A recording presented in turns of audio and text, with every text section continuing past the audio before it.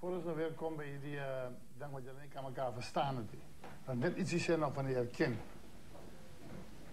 Ergens nog niet erg, nog niet in jullie categorie, maar die mensen herkennen me ook nou en dan. En nou die dag zit ik aan. En Johannesburg op de luchthaven. Die komt een man naar bij hij drankplek uit. En ik kom stap zo uit en hij ziet mij zitten. En hij steekt zo vast voor me en ik kijk me zo lang. Nou weet ik wat in zijn kop gaat. Het is nou of een beroemde president, of een minister, of een rugbyspeler, of een sokkenspeler, of een folkzanger of iets. Hij zei, oh Piet! Oh Piet! En hij is zo blij om mij te zien en zei, hoe gaat het? Ik zei, niet, het gaat eruit man. Hij zei, waarom met die vrouw niet kennis? Maar ik zit met een brilletje op, ik lees in de Koran. Ik zei, nee goed man, hij zei, hij vat zo aan die bril. Hij zei, ik heb jou niet van Bralo gekomen.